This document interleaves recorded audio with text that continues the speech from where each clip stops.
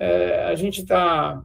A internet ela é muito legal, mas ela traz muita polêmica, e a polêmica ela gera muito clickbait, né? Uhum. E o risco é a gente ser injusto com pessoas, assim, sabe? Porque dentro desse bastidor, o Brasil é uma referência em transplante, e o Brasil tem um desafio grande, que é infraestrutura ruim, né? A gente tem hospitais que são referências, e as pessoas fazem uma diferença muito grande nesse papel, porque é por amor mesmo, sabe? É por paixão isso, porque se vocês forem ver remuneração de um procedimento desse, do quanto se recebe, você fala assim, não acredito. Porque as pessoas elas não têm ideia dos detalhes dos bastidores.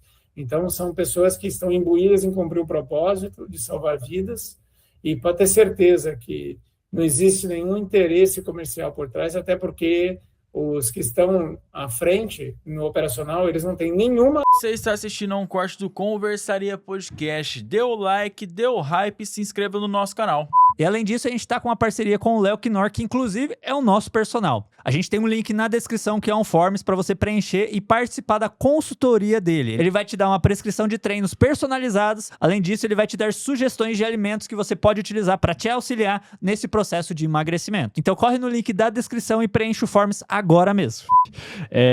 Mas eu queria saber sobre, assim, eu acho que talvez esse seja o limite máximo, né? Não sei, talvez você tô falando uma mentira aqui. Mas o Faustão, ele tem passado pelo problema, né, de insuficiência cardíaca. E chega ao ponto de você precisar trocar o coração, né? Fazer um transplante. O que a pessoa faz durante toda a vida para chegar nesse ponto? Ou então é alguma coisa genética? Como que funciona normalmente esse processo? Então, assim, a verdade, Bruno, o que a pessoa não fez ao longo da vida inteira para chegar nesse ponto, né? Porque, se a gente for pensar, o que é insuficiência cardíaca? Coração dilatado. Qual é a principal causa do coração dilatado? Pressão alta não tratada de forma adequada.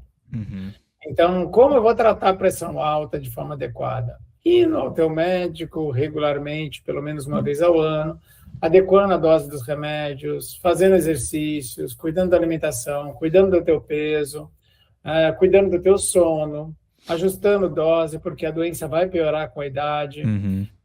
Então, só que você tem que, de cada 10 pacientes hipertensos, 8 não sente nada.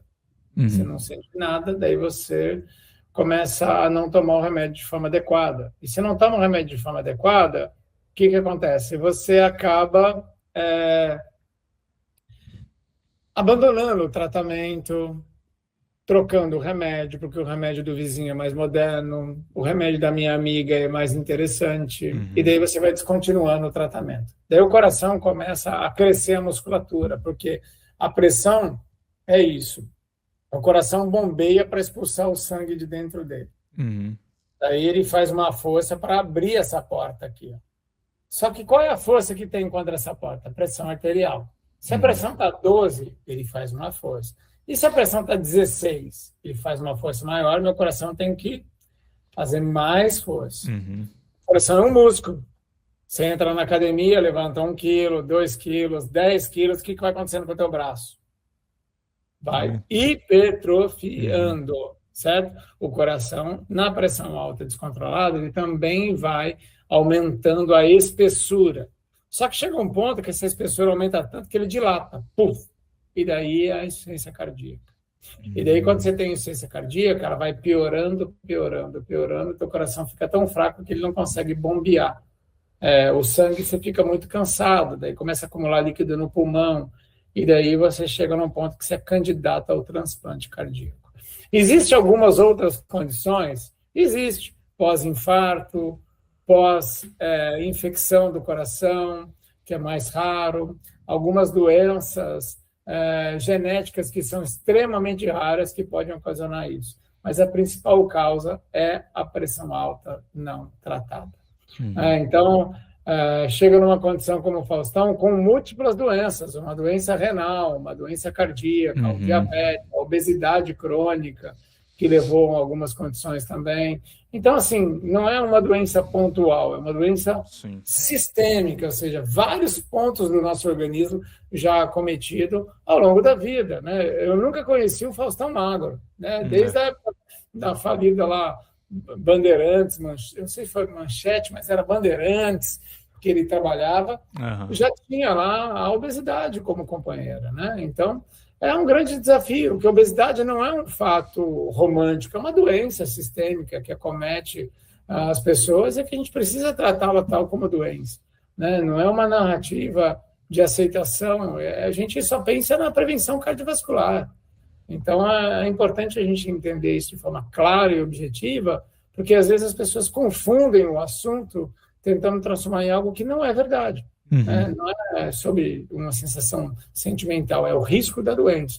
E no caso do Faustão, ao longo da vida, esse padrão de vida dele acabou o coração pagando o pato. Cobrando, né? E geralmente, doutor, a questão do SUS para transplante, nós somos aqui no Brasil referência ou não? Nós temos muitos problemas aqui. Eu acho que essa questão também até foi levantada no caso do Faustão, né? Porque parece que ele meio que conseguiu rápido o negócio, aí todo mundo ficou, mas como é que ele conseguiu rápido se tinha gente na fila? Ficou meio essa dúvida, né? Então, uma coisa que é importante, assim, só existe transplante pelo SUS, tá, pessoal? Não existe transplante particular. Legal. Então, se você está na fila de transplante, você está numa fila do SUS. Cabe daí o Ministério Público investigar se houve algum tipo de favorecimento ou não. Mas o que acontece? Existem vários critérios para posição de fila. Idade, gravidade do quadro, necessidade mais emergencial, doenças associadas, e isso te coloca num ponto ou outro da fila, entendeu? E, além disso, compatibilidade. Então, não é assim, fulano foi lá, surgiu um coração. Faz o teste, tudo isso é uma questão muito rápida. Quem é compatível, quem não é compatível, de repente aparece. Né? Então, existem essas particularidades e, realmente, quando acontece com mais gente, né? Eu lembro que eu fiz até um conteúdo nesse ponto. Naquele mesmo dia, várias outras pessoas também receberam coração, ou outras também não estavam há muito tempo na fila. No caso do Faustão, chama a atenção por ser uma pessoa conhecida. Né? Mas eu não trabalho com isso especificamente, não sei o detalhamento dos critérios de posicionamento de fila. O que a gente tem que entender é assim, vamos ser transparentes, vamos mostrar para todo mundo quais são os critérios, e isso acaba com isso, né? Porque não é questão de dinheiro, o dinheiro dele não fez ele fazer com que uma pessoa perdesse a vida super compatível com ele e, pô, que show de bola, entendeu? Então, como eu disse, assim, a gente tem que ter... o tempo é o colírio da verdade e cabe aos órgãos compatíveis ali a levantar isso, porque eu, na época da minha residência, eu vi um outro artista também conseguindo um transplante hepático e eu vi que não era bem assim a situação, né? É que existem critérios clínicos que colocam as pessoas em posições de filas diferentes. Por exemplo, você pode estar precisando de um coração, porém, a tua qualidade de vida aí, dentro de uma limitação, ela ainda está ok. Né? Então, isso te deixa esperando em casa, diferente de alguém que às vezes está dentro do hospital, que sem o coração ele não vai conseguir viver. Você pode estar há 1 ano e meio na fila, mas ele acabou furando a fila porque a condição dele é mais grave que a sua, apesar da sua ser grave. Entendeu? Então, a gente está... A internet ela é muito legal, mas ela traz muita polêmica, e a polêmica ela gera muito clickbait, né? E o risco é a gente ser injusto com pessoas, assim, sabe? Porque dentro desse bastidor, o Brasil é uma referência em transplante, e o Brasil tem um desafio grande, que é infraestrutura ruim, né? A gente tem hospitais que são referências, e as pessoas fazem uma diferença muito grande nesse papel, porque é por amor mesmo, sabe? É por paixão isso, porque se vocês forem ver remuneração de um procedimento desse, do quanto se recebe, você fala assim, não acredito. Porque as pessoas elas não têm ideia dos detalhes dos bastidores. Então, são pessoas que estão imbuídas em cumprir o propósito de salvar vidas E pode ter certeza que não existe nenhum interesse comercial por trás, até porque os que estão à frente no operacional, eles não têm nenhuma autonomia sobre a decisão. Sim. É todo um sistema cheio de regras, e se a regra não foi cumprida, o Ministério Público está em cima para poder dar uma olhada, porque não é privada a fila, é 100% pública. Uhum. Show de bola. Perfeito. E ainda bem que o Conversaria tá aqui para explicar para as pessoas e o Risieri tá aqui para esclarecer, né? Porque igual você falou, na internet saiu muita coisa de pessoas que não têm o mínimo de conhecimento sobre o caso, né? E aí você via falando, nossa, mas ele foi beneficiado, isso aí é dinheiro, pagou. Quando na verdade, se você traz uma pessoa para esclarecer as coisas, as pessoas descobrem que estavam falando merda, né? Vamos falar o português correto, falando merda, né? Ô, doutor, obrigado pela sua participação aqui no Conversaria, obrigado pelo tempo que o senhor disponibilizou para estar aqui com a gente, direto aí dos States, valeu pela sua disponibilidade, foi muito bom o episódio, muito bom rico, demais, vários cortes, se Deus quiser, né? Depois a gente conversa com o senhor certinho para ver a questão dos cortes lá que a gente vai marcar o senhor por collab. E o senhor tem algum recado aí para passar pra galera? Cara, primeiro eu queria agradecer a oportunidade, sabe que vocês são queridos demais, eu sou muito fã do trabalho de vocês, e que as pessoas elas tenham um interesse maior em cuidar da própria saúde. Não terceirize isso. Saúde é um dever nosso conosco mesmo. Eu acho que o maior interesse, não existe nada mais egoísta na vida que tua saúde. Então, só você se beneficia com ela de forma direta. Indiretamente, outras pessoas podem até ficar felizes com a tua saúde, mas é você que ganha quando cuida de você mesmo, acredite, a longo prazo. Eu vejo há 23 anos fazendo isso, eu vejo isso todos os dias.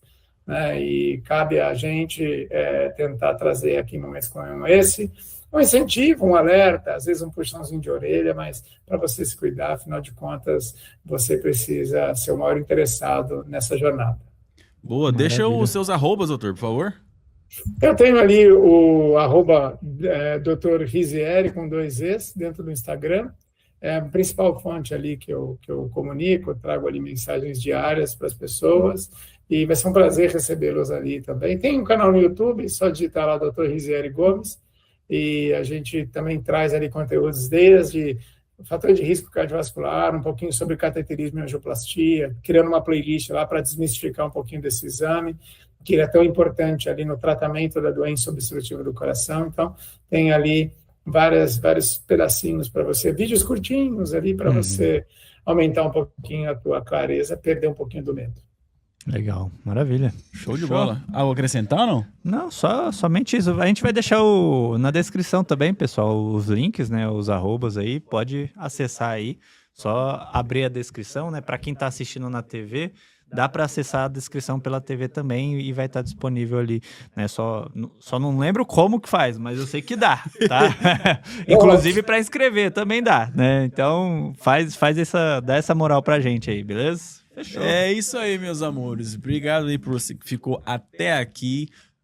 Não se esqueça de deixar o like nesse episódio. Não se esqueça de hypar esse episódio. Não se esqueça de comentar suas principais dúvidas aí, fechou? Não se esqueça de também seguir o Conversaria Podcast no Instagram, @conversariapod, e também as redes sociais do doutor aqui, fechou? Então, muito obrigado e